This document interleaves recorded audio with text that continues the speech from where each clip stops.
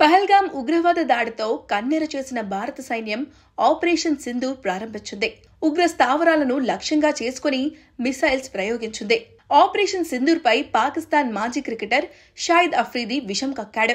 భారత ప్రభుత్వానికి, సైన్యానికి వ్యతిరేకంగా విషపూరిత ప్రకటనలు చేశాడు. అఫ్రీది చేసిన కమెంట్స్ పై సగటు భారతీయుడు ఆగ్రహం వ్యక్తం చేస్తున్నాడు.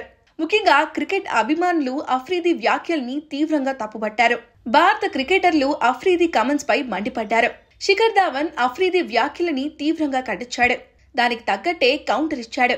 ఇలా భారత్ పాక్ మధ్య పచ్చిగడ్డి వేస్తే పగ్గుమనే సమయంలో ఇండియన్స్ అఫ్రీదీని పిలిచి ఘన స్వాగతం పలికారు. దుబాయ్లో జరిగిన ఓ కార్యక్రమానికి కేరళ ప్రజలు అఫ్రీదీని ఆహ్వానించి సన్మానించారు. దుబాయ్లో జరిగిన ఈ కార్యక్రమానికి సంబంధించిన వీడియోలు వైరల్ కావడంతో విషయం వెలుగులోకి వచ్చింది. అఫ్రీది భారత్ పై విషం చిమ్మిన విషయాలను మర్చిపోయి ఇలా గౌరవించడంపై సర్వత్రా విమర్శలు వెలువెత్తుతున్నాయి.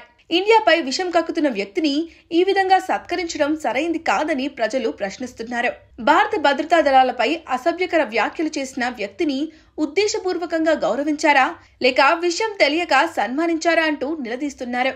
ఈ వీడియోపై retired lieutenant colonel Sushil Singh షెరాన్ ఘాటుగా స్పందించాడు. అఫ్రీది ఉగ్రవాదులకు మద్దతు ఇస్తున్నాడు. అయినప్పటికీ కేరళ సమాజం దుబాయ్లో అతన్ని స్వాగతించింది. ఇది సిగ్గుగా అనిపిస్తుంది. నా రక్తం మరిగిపోతుంది. సరిహద్దుల్లో దేశం కోసం కాపు కాస్తున్న సైనికుడు దీన్ని చూసి ఏమనుకుంటాడు అంటూ మండిపడ్డాడు.